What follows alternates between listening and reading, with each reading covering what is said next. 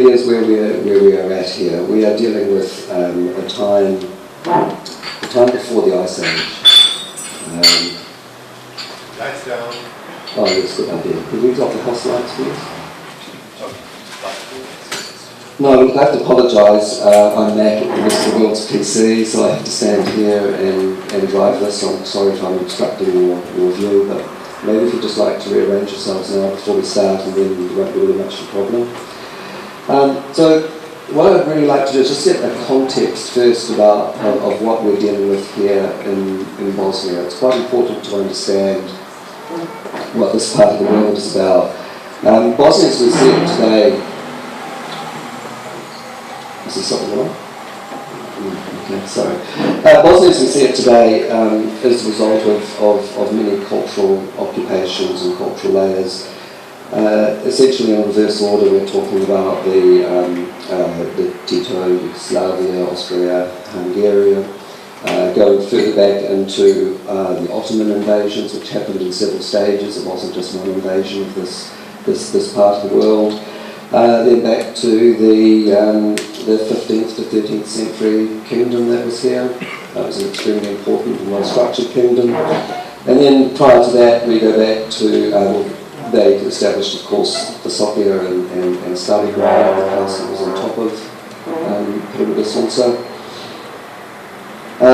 which was occupied for some 200 years. And farther back we go to Roman settlements, Valerian, Bothnia, and then things become a little bit vague beyond that. However, what we do know is that while the rest of the world was locked up in an ice age, this part of the world was relatively ice-free. It enjoyed a Mediterranean climate because of the ice wall that was in the northern hemisphere, in the northern parts of the northern hemisphere. It pushed population south into the Iberian Peninsula, through to Italy, Crete, and down to this part of the world, Bosnia, Macedonia, and of course Greece. So we find that Bosnia is really positioned between some of the great philosophical civilizations of our time, being Greek and Roman. That's quite an important thing, I think, to understand, that it's at a crossroads, that it existed amongst high learning, high civilization. So when I first came to Visoko, I really felt a challenge to understand what was happening here. And I went out into the mountains and looked around in the mountains, and I found a lot of evidence of occupation. So the picture became quite clear to me that this river valley supported large populations. It had all the economics that are required for that. It had access to fresh water, it had fertile growing land, it had mountains that were good occupation spaces that offered defence and security and so forth. So, and also there was an east-west orientation, which is extremely important. And all these attributes are very similar to the Sacred Valley of Cuzco, in that the sun rises and sets across the valley. The valley is dominated by a large river and evidence of distant populations. I find these things are quite important to keep in mind when considering, are we dealing with pyramids here, what sort of culture could possibly have built them. We can begin to understand that it did support a large population. So I know archaeology can be an extremely dry subject. I've decided that I'd do more sort of a pictorial thing for you and take you through some of our findings. We've had a really exciting year. Every single day we've been discovering new things, not just new things, but things we've never seen before. They're extremely challenging. They challenge us intellectually to understand what it is we're looking at. We engage in conversation with our volunteers. The feeling is that many people have got perspectives and ideas, and we ask people to share those perspectives and ideas. And we've held many think tanks over the last 3 months, and we've developed new lines of inquiry that are helping us advance the project. So the volunteer program isn't just a labour force, it's also a philosophical, intellectual and spiritual resource also. So it's extremely valuable in those regards. I'm going to start with Temple of Mother Earth, which is situated between the Moon Pyramid and the Dragon Pyramid. Temple of Mother Earth we believe is an ancient Neolithic settlement. I estimate there's probably 80 to 100 houses there. It was probably occupied for an extremely long period of time. In terms of dating, I believe we're looking around about 6,000 to 7,000 years ago. So it's quite significant. And I think in time it will be excavated, will become a showpiece, and will be known throughout Europe as a fine example of Neolithic settlements. So I don't really have time to visit there, but if you do, you should visit. It's a very tranquil, peaceful place. The Temple of Mother Earth delivered a lot of things for us. The initial excavation on one house site, we recovered 4,800 pieces of ceramic spanning a couple of thousand years. We found a number of Macedonian coins, some Roman coins. We actually dug through a soil lens layer that I believe is a decayed body, probably 2,000 years old. The material is really just a stain on the soil. And then below that we started to get down to the real occupational layers, and that is where we came across a lot of microliths, which are very small stone tools, very typical of Neolithic man. They form points, which are arrowheads, small cutting tools for flaying flesh off animals, and things of that nature. Then to this year, the collection really started beginning with recovering stones from the Ravna complex. You've seen Ravna tunnels, and in Ravna tunnels a lot of material has been excavated to develop the tunnel system. And in the process of excavation, a lot of artefacts are retrieved. We've set up a protocol to examine each wheelbarrow that comes out of Ravna, and we're looking for culturally modified material. Now I know that a number of you, of course, were at the laboratory today, and so what I'm telling you I'm reiterating. I'm sorry that there's a lot of people here that weren't there. So as this collection develops, we move into ceramics. We've processed over 15,000 ceramics in the last 8 weeks through the laboratory. I think that's quite an achievement. They span all ages from ancient through to Roman. We set up lab technicians, people who develop skills in this area. Again, volunteers come here with things to offer. They come with personal life skills, they also come here with academic skills. This little piece you would have seen also in the laboratory. This was retrieved in June from Ravna tunnels. It's quite perplexing. We are not sure what it is. It has ergonomics. It's very comfortable to hold in your hand. It has symmetry. If you take a centre line and have almost a mirror image.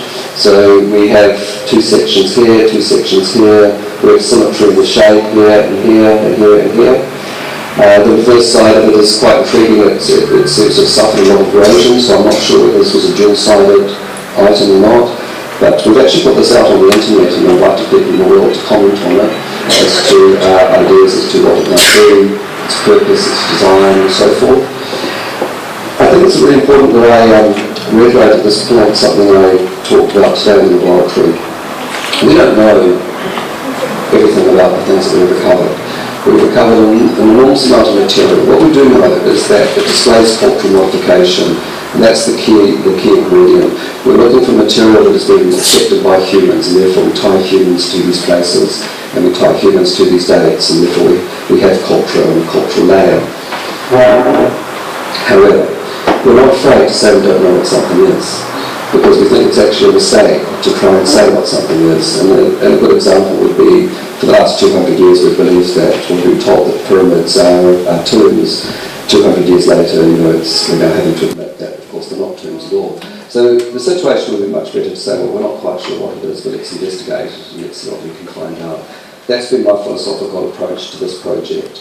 This project is extremely complex on many, many levels. The artefact levels, the energy levels, the terraforming and so forth. This clay tile was retrieved in July. It has some impressions on it that look like perhaps simple tool marks or scratches that could have happened while it was being mined.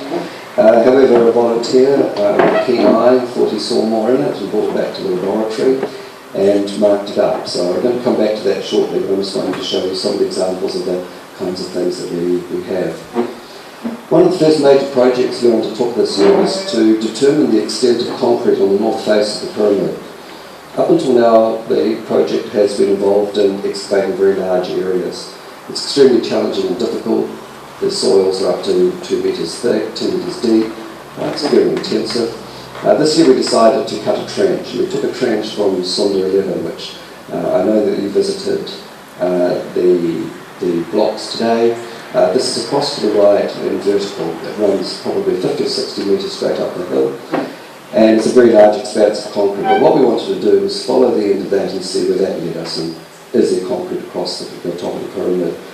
Our decision was to create a trench, a horizontal trench, as opposed to clearing large areas. So we commenced digging this trench, which took 2 weeks to take through to its finish.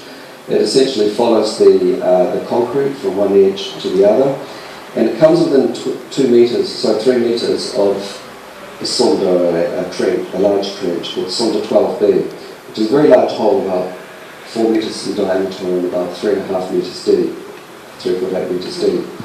That leads to a crack in the pyramid, but what it also shows us is the level of the pyramid. And our concerns were that the pyramid appeared to be a lot lower at this point than at the Sondas adjacent to it. So that's why we felt it necessary to dig this trench, so if we can understand, does the outside casing of the pyramid suddenly drop and change, or are we dealing with the same thing? What we actually found was that as we dug this trench through, and as you can see we're following the extent of the concrete here, that's the concrete casing to the pyramid. Incidentally, we found a couple of quite large cracks as we went through there, and the cracks were delivering large volumes of the air. And the air smelt identical to run tunnels. So when we have a crack and we have airflow, we know that we have a subsurface, subterranean chamber or passageway. However, this concrete is so impenetrable we can't go in through those, but you can see cameras. This is Sonda 12B. This is the concrete that appears to be at a different level to the rest of the pyramid. This is a large crack in the pyramid here. You can climb, we've constructed some steps, so you can climb down, pop in here, and you're actually inside the pyramid at that point. There's another crack that's 40 millimetres wide by 3.5 metres long. It also has air coming out of it, so we know there's another chamber below there. However, there's another layer of 80 millimetre concrete to get through, and that's not possible. We don't wish to break into this pyramid. We do intend in time to find an entry point, but we don't wish to break into it using aggressive technique. We set up a plumb line. We ran a line for 22 metres across the trench, across Sonda 12B. We dropped vertical plumbs down to the surface. We measured these plumb lines. Actually, I'm sorry, the lighting is so terrible, but there's a plumb line running down here. He's holding plumb on the surface of the concrete, and using some trigonometry we're able to then calculate, are these levels of concrete the same or are they different?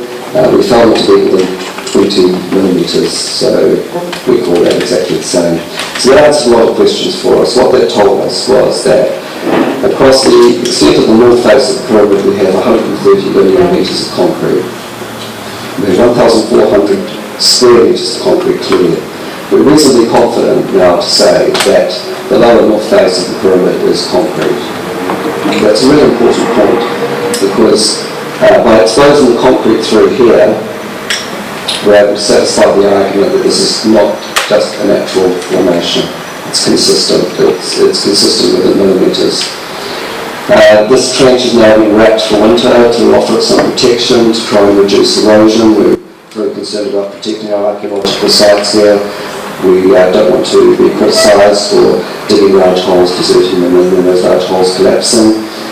So thank you to the team that helped do that. So we decided then to move from the lower slopes of the pyramid and really mix it up and get on top. This photo again, because of the light in this room, will be very difficult for you to see, but if you look there you can see some grey stuff there. That is smoke. So we lit a very small fire up there, put some green vegetation on it to set up a smoke signal. We then came down into Vesico and took coordinates and bearings off that smoke signal, and our objective was to find exactly this triangle here. There's an all-seeing eye on the top of this pyramid. It hasn't been investigated before. What we found when we arrived there was that the vegetation is completely different from the rest of the vegetation. that the root systems, rather than going deep, suddenly go wide, and that signals to us that they're encountering some obstruction. So investigation finds we find concrete. And we find concrete at a very shallow level, only 200 millimetres. So where we were today, you saw us digging in up to 2 metres of soil, and these areas we only need to dig 200 millimetres. So we can clear fairly large areas if that's required in a fairly short space of time. We then moved on to the east side. So just to clarify for you, this is the north face. This is the east face down here, south of course being behind. We moved horizontally from that level to do some sampling on the eastern side, and again we found concrete there, large amounts of it at 150 millimetre depth. So not to be too tedious, we're trying to prove here that this pyramid is encased in concrete, and by digging sample trenches we're able to establish that and satisfy ourselves that we only need to do micro excavations rather than major excavations. We reduce the environmental impact and destruction and so forth. We then moved to the West Terrace, which I have to say is really something I'm excited about, and we might be able to revisit it next year. I'll show you again just where the West Terrace is. So again, north, this is west. The plateau runs off the west. We're up quite high, we're up in this region here, we're 49 metres exactly down from Stalingrad in the public land outside the protected areas of the archaeological site on the top of Pyramid Sunsa. However, we marked out 2 areas here which we identified as having potential. It's difficult to explain to you exactly why these areas have been chosen, but I believe that there is a small sun temple underneath the soil there at a fairly shallow depth. We started excavating. Within the first 20 minutes the first artefact came to the surface. There's a very beautiful piece of bronze work. The detail here is it's finely turned on the ends. I have to say it was in exceptionally good condition. It had not been damaged in any way whatsoever.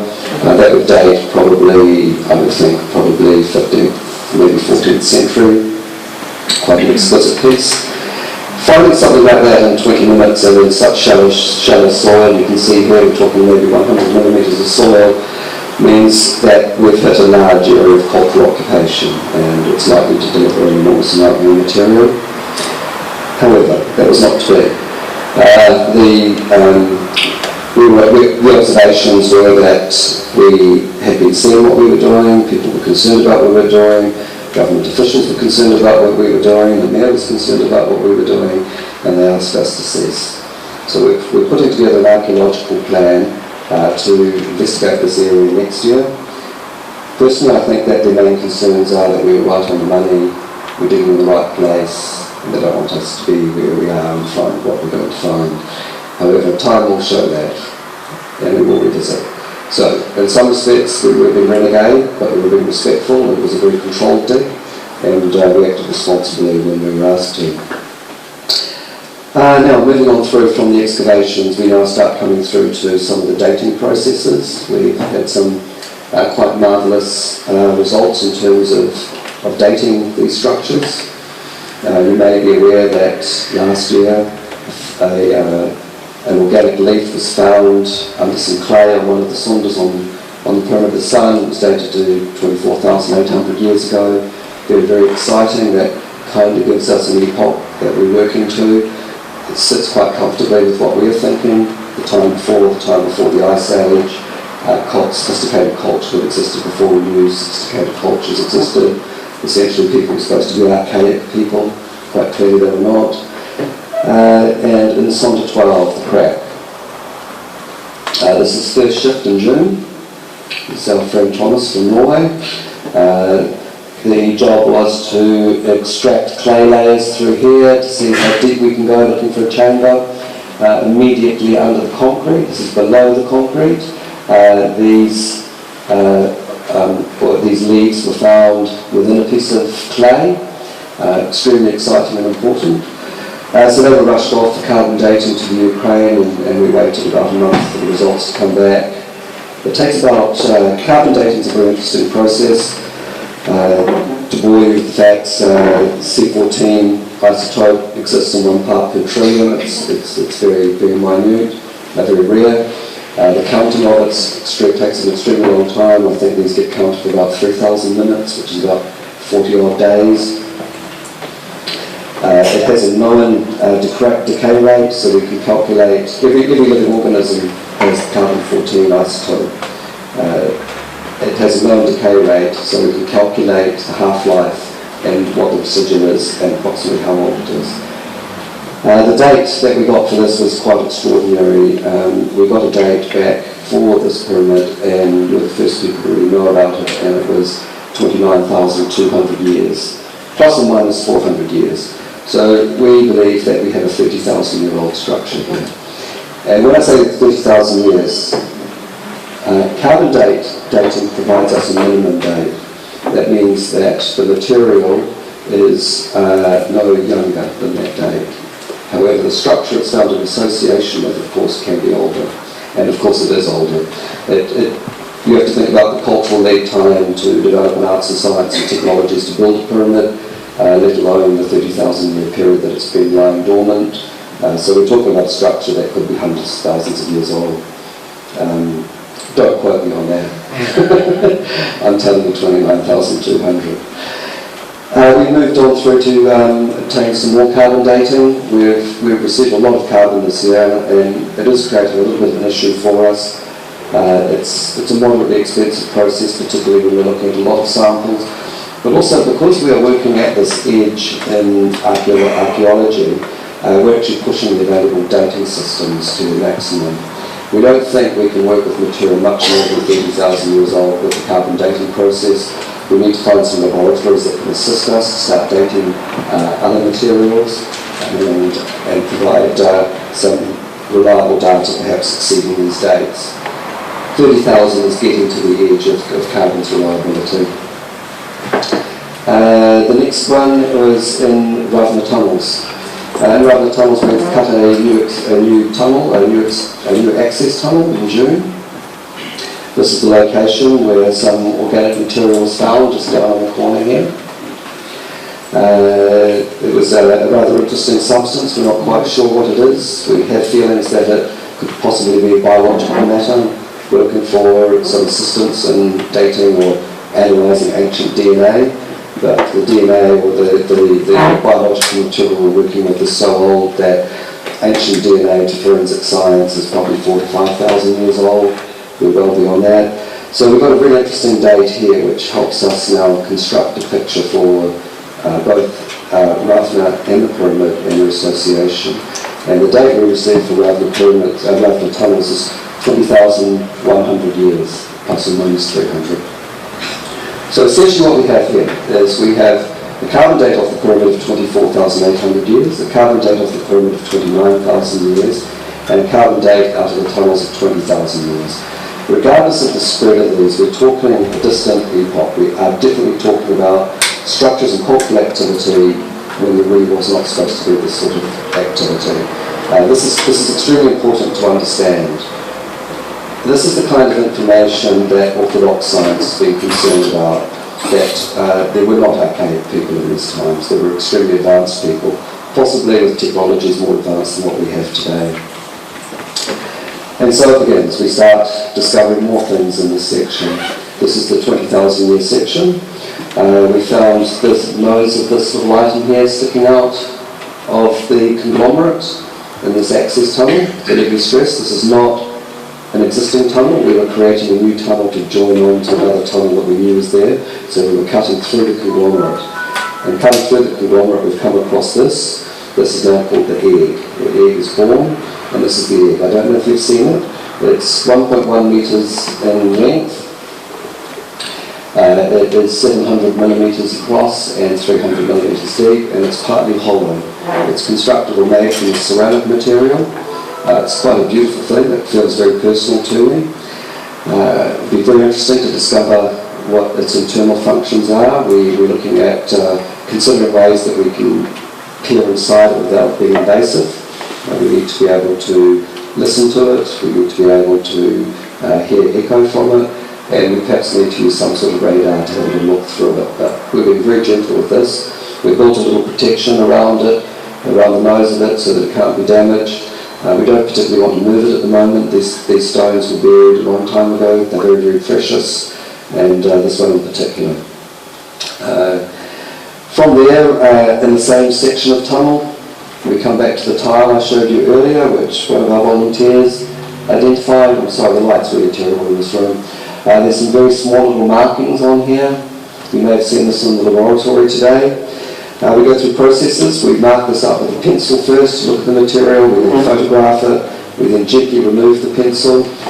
We then take a coloured pencil, a red pencil, and we start marking everything with a tight discipline. And we work across the stone in a symmetrical cycle, vertically and horizontally. One of our lab technicians is looking for linguistic patterns, looking for structure and form. These are the markings that were evident on this stone. They're very, very interesting. You can see that there is definite structure to them. We then do, this is part of an encryption process of looking for frequency of count. So we look at the number of symbols, how many times do these symbols appear. The line appears 15 times. So that is not something that we may fully regard, because a vertical line could quite easily be an accidental tool mark or something of that nature. However, we start looking at some of the others. This V appears in many directions. It appears 5 times, this symbol, which is similar to a C, 3 times. These double T's twice for this. And then we try to find out what language this might be. The only references we really have are European ruins. We've carried out an analysis on those, but I didn't want to present those tonight because I'm still not convinced that they're reliable. We were getting words, a series of words. The words are God, joy, ice, water, and something that kind of looked like it was talking about human health. However, to do that, we're using elder ruins, which is the oldest form we have in the Northern Hemisphere. We think this might be a predescendant to it, and that elder is actually an antecedent to this language, if this is a language. This stone will undergo much more examination, and we might possibly consider loaning this out to a museum somewhere around the world to undertake linguistic studies on it and decode it for us, which we think would be really good. I guess I should emphasise that point. One of the things that I've been striving for here is to build a collection of material that we can tour.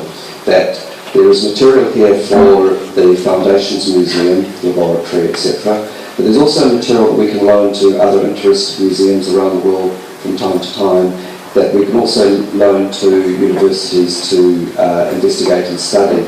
And by doing that, we will achieve a lot, because we are limited in our own resources. This is a huge project. I'm one archaeologist, and we're 345 volunteers. One of our lovely volunteers. Examining a stone foot. This stone foot was found in the filler material in Ravna tunnels. This has come from the area that was the 20,000 year minimum mark. This is what the foot looks like. We've undertaken comparisons between this and a human foot. We're finding 8 different anatomically correct aspects to this foot. We don't believe it is a foot to a statue. We believe it is a blank of some sort, perhaps to make a shoe. Perhaps it has some other function. It might be used to maybe study reflexology, acupuncture. We just do not know. It will reveal more though in time. Now, in the last 4 days, we've found 5 more of these feet, which is very interesting. So this was the first. We've now, this is size 37 by the way. We have then found what appears to be a child's foot. It has less detail on the sole. Children's feet develop quite differently to adults' feet. Then we have found an infant's foot, and then we have found 2 more blanks that go with that. So we have a collection of 5 at the moment. We think that's quite extraordinary. These have come from at least 20,000 years old. From the same deposit, we're finding more language. We have this stone here that one of our volunteers, Mia, has been working with. Around the bottom of the stone, we observed a lot of markings, which we then marked up. We marked up in red. You would have seen this in the laboratory today. We're not sure whether we should be looking at this horizontally, vertically, what angle, whether this gets, which way this gets read. However, again, it's showing symmetry, it's showing patterns. We believe it is a language, and it's certainly worth investigating further. I'm really hoping that I can find somebody who is majoring in linguistics who would like to come and volunteer and work with some of this material with us. Even a 2 to 3 week session in the laboratory could reveal a lot for us. And please understand that if we do crack this material, we are going to start to discover knowledge, and knowledge is what this quest is all about. Now this stone is a real darling. This has been nicknamed the Heart Stone. It has an elusive image.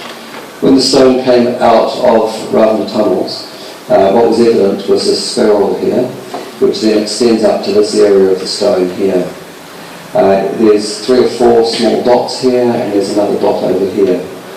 What happened over 48 hours, it started to fade.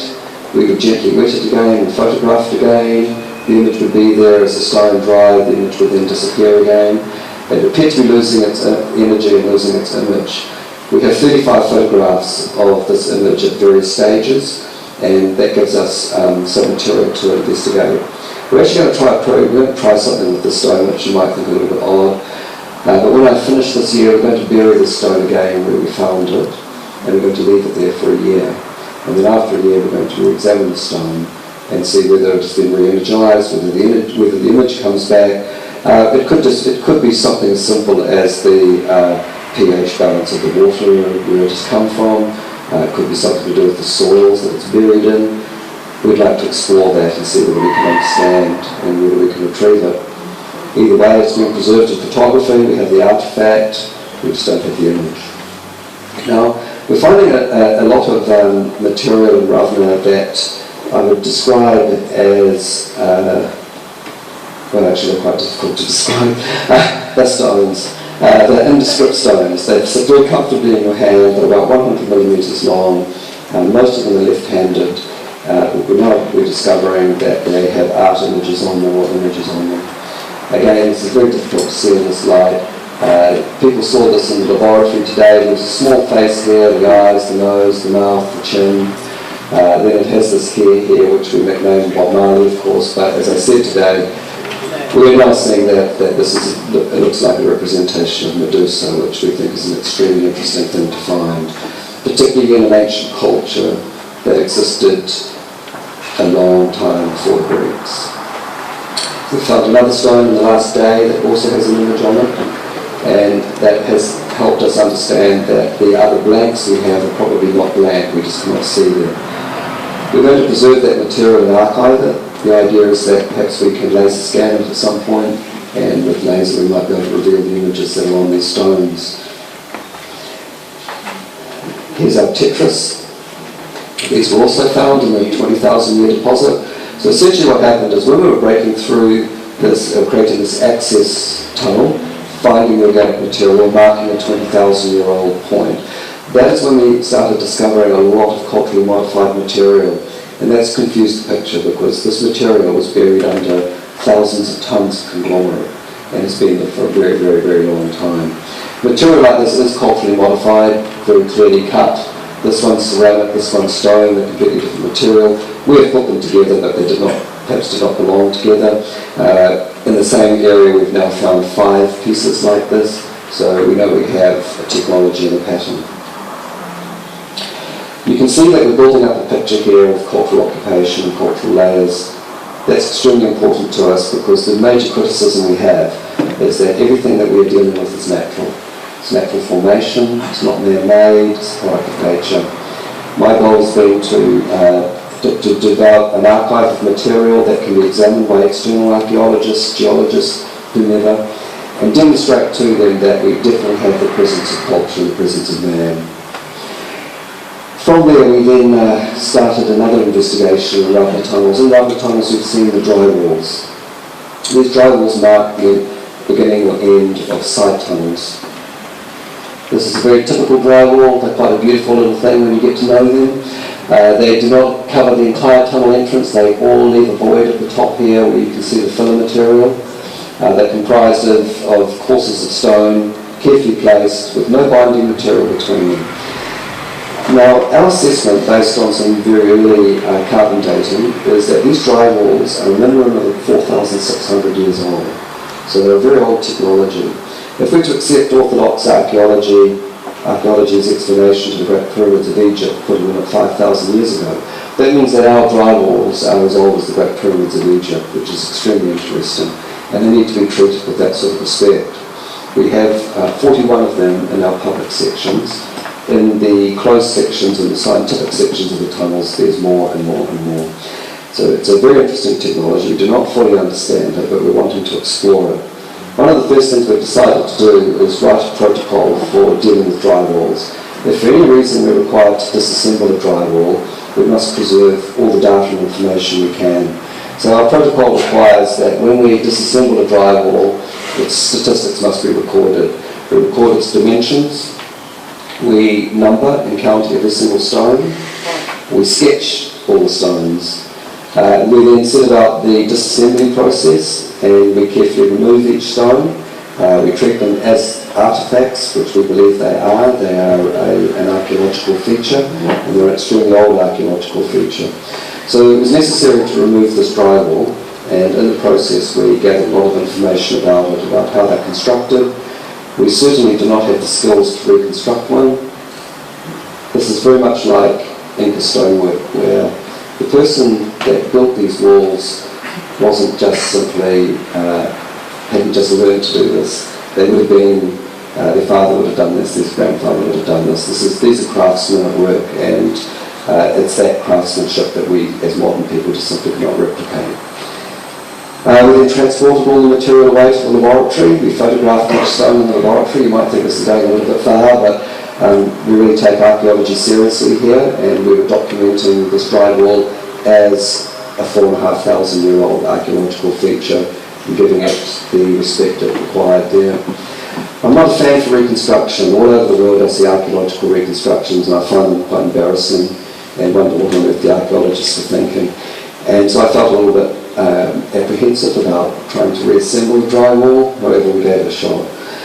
What we've discovered in the process, of course, is that these dry walls have an anchor stone. The anchor stone is very important in the dry wall. It essentially sets the mood for the rest of the wall and hangs everything off the wall. It is again very, very similar to the way the Inca worked, where the Inca would use one stone and that all the other stones would grow to join. And by that they meant that there'd be an energy transfer, either through gravity or whatever, and it was the stabilising thing for the entire wall. And then you can understand why we spent so much time taking detailed photographs, sketches and so forth, so that in the reassembly process we had material to refer to. This dry wall has been reassembled and is at the entrance to the Ravna Tunnel complex. We're building a small gable roof over it. We're bringing some more foam material to put in around it. We want to create an environment that's humid, protected from the sun, and we'll investigate it. If for any reason this dry wall starts to deteriorate because it's outside, not inside the tunnels, it's on public display and maybe that's not what it should be, then we will disassemble it and we will store all of these stones and keep them for future reference. Each stone is numbered. So in the process of doing this, we have gone through the Ravna Tunnel complex. We've measured every single dry wall in the Ravna tunnels. We've measured the distance they are from the entrance, their declination, inclination, height, the number of courses, number of stones, and we find they vary from being 60 centimetres wide to 5.69 metres wide.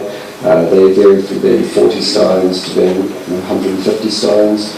A lot of really important information. In the process, we were able to develop a new map of the Ravna Tunnel complex.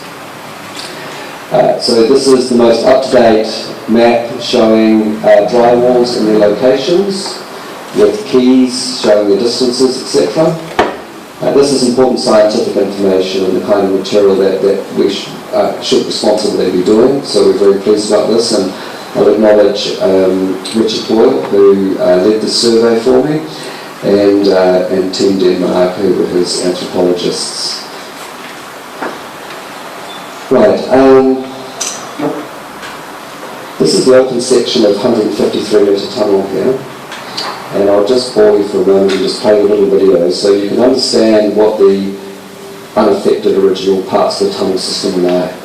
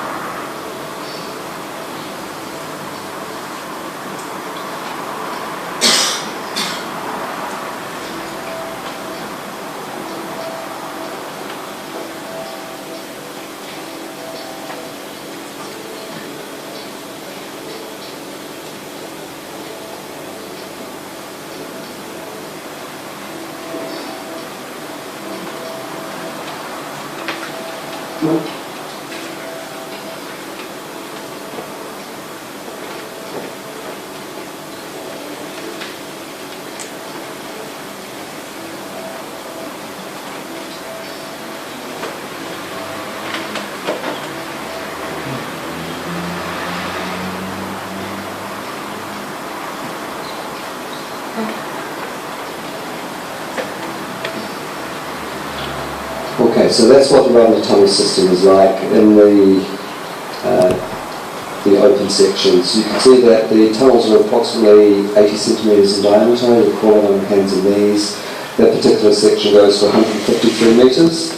Credits to my photographer here, the videographer, Nigel Grace.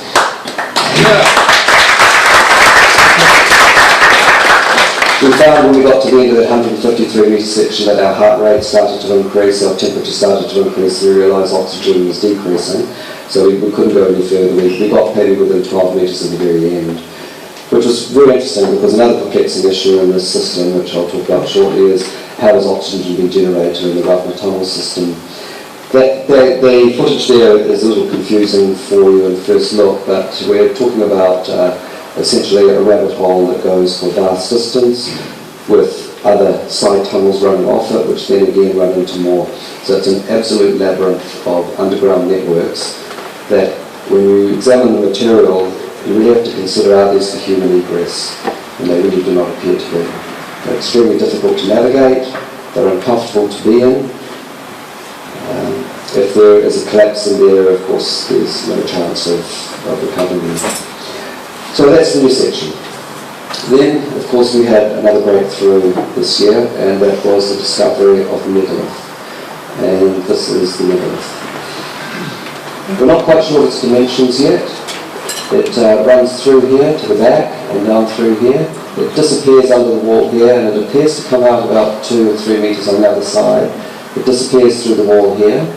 We're finding some very interesting features with it. So firstly, at the back is an open section of tunnel. There's 2 tunnels here that are filled in. There's 1 tunnel here that's empty for 800 metres.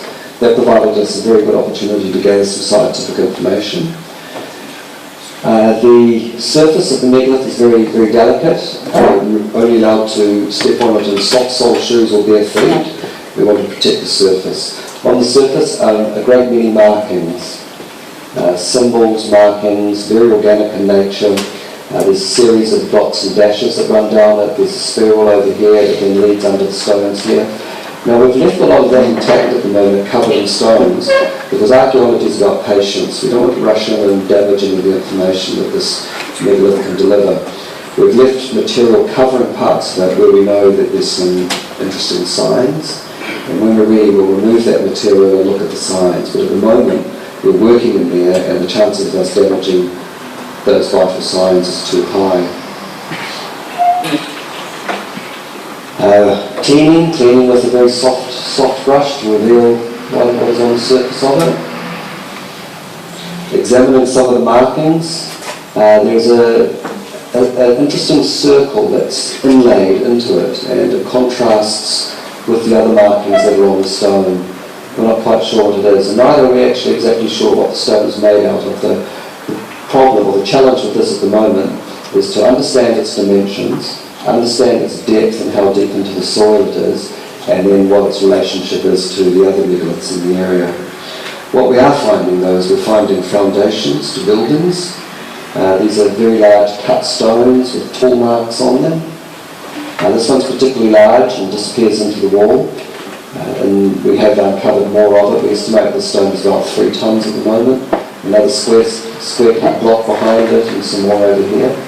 We think we might have the top of a side tunnel here, which means there could be yet another subterranean level to the system. The water table is very shallow. The water table is approximately 150 millimetres, so we know that whatever's below us is flooded. It probably is intended to be that way. We have cut some horizontal trenches. The chamber's too large to expand, so we've cut 3 trenches here, here and here. They're arch in shape, which gives a self-supporting structure. They go in about 1 metre, and then we gently move down to the surface looking for foundation stones and artefacts. We've recovered some ceramics. We've recovered 14 pieces of organic material from this entire area. On this side here we have some very beautiful foundation stones. A photograph has been shot today of those, but unfortunately I don't have that to show you at the moment. We found this sunstone sitting near the entrance to it. It does require to be examined further. It sits on this edge here, so it sits vertically. It's a 42 millimetre diameter circle, and then it appears to have what appears to be flames etched or painted around it. The material in the middle is bleached compared to the material on the outside. We think it's the same material. I don't believe this to be an inlay. If it is an inlay, it's an absolutely expert inlay. But however, that's going to undergo more investigation. This is the kind of material that's being recovered off the megalith, which will help us piece together a picture of the culture that is there. These are some of the organic samples we have. We won't send this material off just yet. We're looking for some other results first, and then we will select the particular organic material to be sampled, and we'll select the laboratories, and we'll build up a picture of how old this megalith is. We spent a lot of time photographing it. We string lines as reference points. We've taken 100 photographs, macro photographs of the surface of this. They're being stitched together at the moment to give us a composite picture of it, and also to preserve that data in case anything gets damaged in our exploration and investigation. Some of the surface markings in more detail. They're very organic in form. These people are examining and recording some of that detail. And just some reference shots as to the position of north and whatever else you see in that picture. This is a small video we shot when the megalith was immediately found, and I'll just play this for you.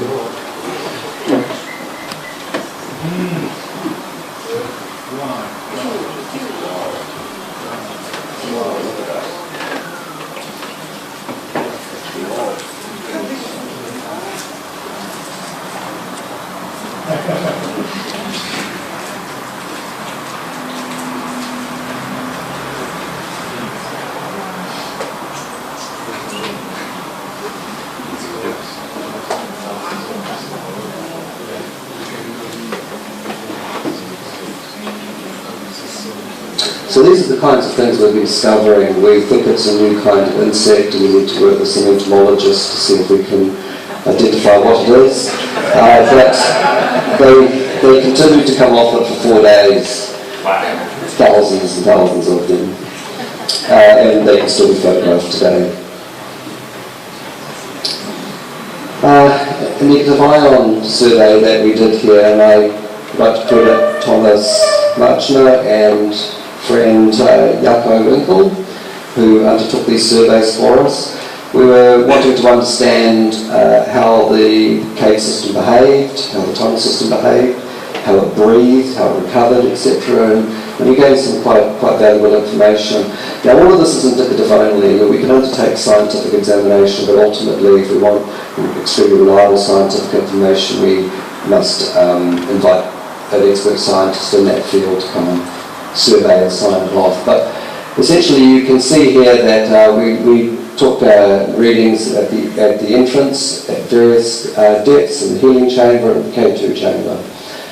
We took them approximately every 2 hours, and we ran this for 4 or 5 days. We've repeated this several times, and the information is fairly consistent. We have that data available. But Thomas has put this together for us, so we have some anomalies here. Now, it hasn't been unusual to hit these really large numbers, but the reason Thomas has highlighted them is we've kind of thought that we should leave those out of the weighting of data.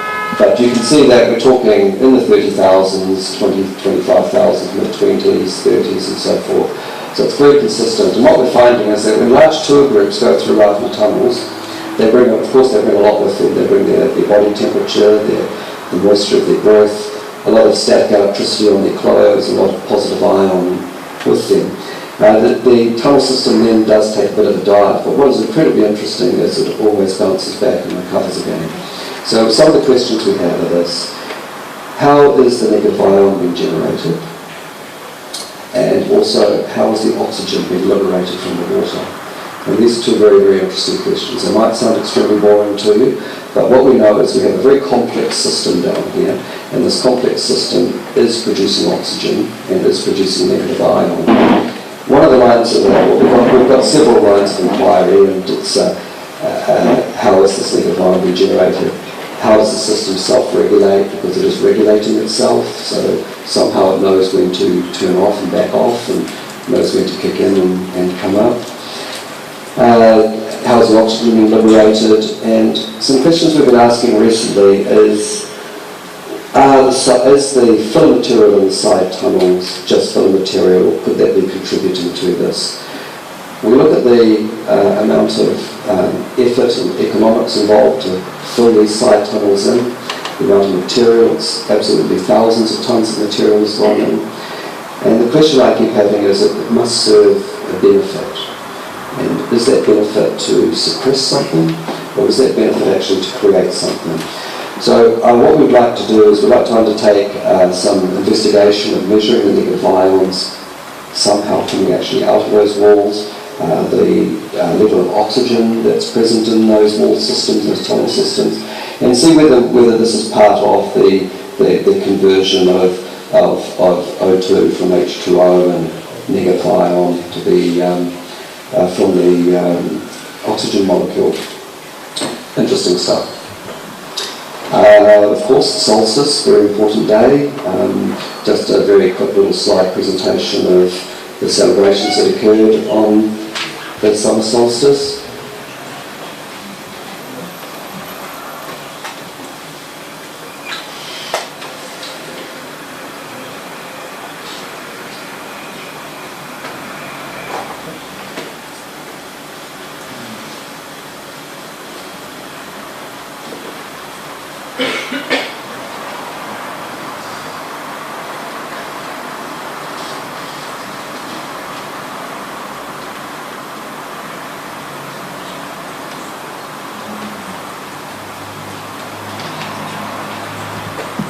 Its orientation is extremely important. On the west face we have the Western Plateau, which must have been the ceremonial plateau, very significant. Here we are looking west on the longest day of the year, a very auspicious day. So I took this telemetry, and I have been begging a friend to get me a helicopter and take me there, because I'm sure we're going to find a sun gate, or we're going to find lithic structures on those coordinates on that mountain range in the distance. The sun has set at that exact point for thousands of years. This structure, we know it goes back thousands of years. I believe that there was something there, and that is going to be written into another helicopter next year, please. To take you through to just some examples, this is Teotihuacan in Mexico. This was painted in, I think, about 1858, 1860-ish, somewhere around there. Note all of this vegetation through here, this hill here, and then of course what it looks like today. This is the cleared vegetation through here, and this is the hill. This is what we're dealing with here in Visico. It's no different. So, in some respects, a little bit of self-doubt occasionally creeps in, but then we look at structures like this and think there's clear evidence of these monuments being born from vegetation, and that's where we feel. So I'd just like to do a quick summary here, is that we've discovered an awful lot this year, and in fact we're making discoveries every single day, and I'm not exaggerating there. The discoveries we're making, some we understand and some we do not, some we can talk about and some we cannot. However, we have an open source policy, and in time when we've analysed this information, it will be released to the public. It will be available on our blog site and through the Foundation's website. So if you feel that I haven't really shown you much in the way of discovery, it's been an enormous amount of discovery, and the data that we're going to mine out of this over the next 6 months will really prove that. So when we find an artefact, we're not immediately able to extract all the information from it. It does take time, but we do have the artefacts, we do have the features, and we do have the phenomena that we have here. And lastly, I have to do this. The people that made it possible. Therese Marie, my wife, Oscar Honore, and Phoebe Sophia. So thank you very much.